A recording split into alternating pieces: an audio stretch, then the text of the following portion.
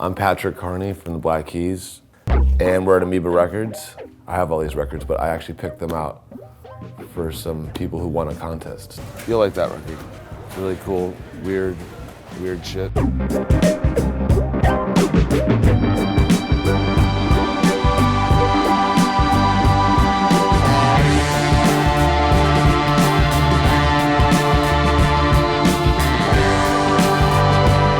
The first record I picked out was Led Zeppelin 2.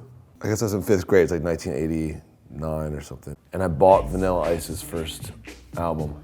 And I put it in the car, tape player, on the way home, and my dad was furious because he just thought it was awful, like the worst thing he'd ever heard. And he obviously knew where like all the samples were coming from. Like it goes ding, ding, ding, diggy, ding, ding. Ding, ding, ding, diggy, ding, ding. That's the way theirs goes. Ours goes ding, ding, ding, diggy, ding, ding. Ding, ding, ding, ding, diggy, ding, ding. The first thing he did is he went to the public library and he got this record out for me.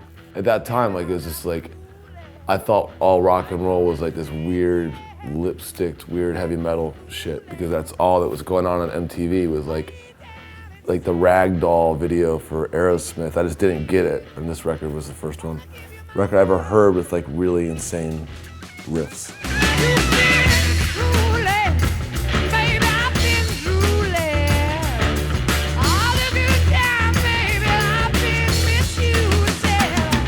I knew like once I started playing drums, I'd never be as good as John Bonham. So once you know like the best, you've already heard the best, you can kind of relax and chill out, not strive to repeat it.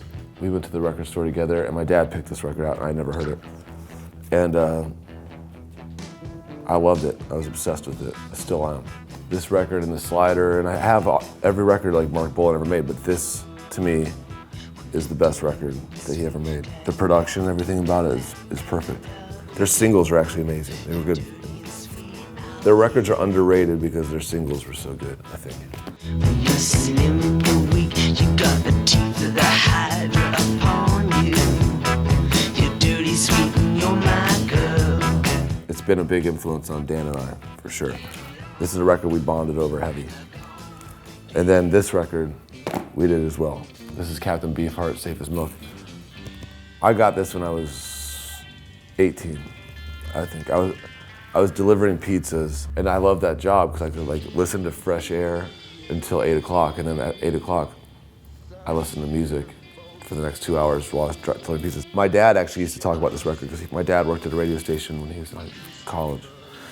And this record originally came with a bumper sticker with a baby's face that said, Safe as Milk. And my dad had that sticker on his car in college. This is one of the best records that I've ever heard.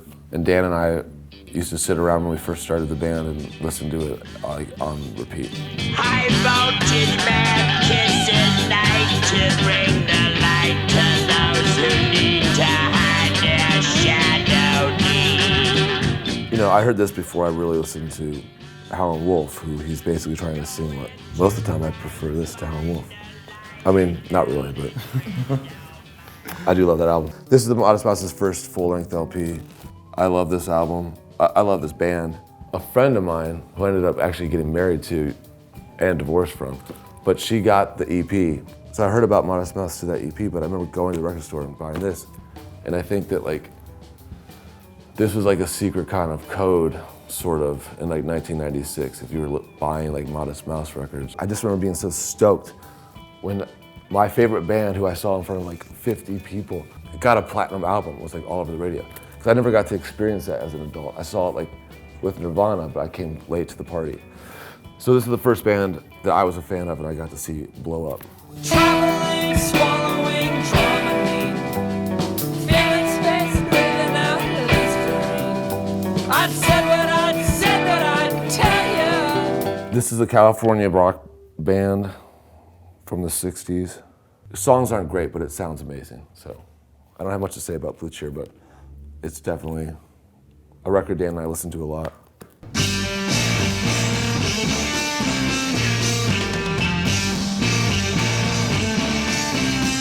And then this is Can. My uncle's a musician, he's a horn player. He played with Tom Waits for my 16th birthday. My dad got me a ticket to San Francisco to fly out and visit him. When we went back to my uncle's apartment, He has an amazing record collection, and he pulled out this record, and I'd never heard of Can. As a silver hand, say that.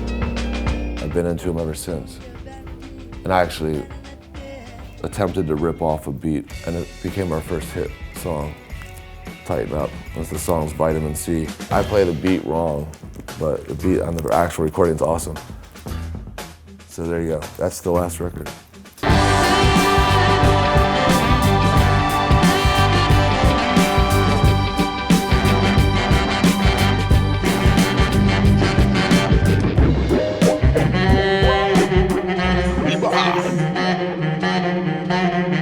This is a record Dan listens to a lot. I don't know why. He's constantly listening to this.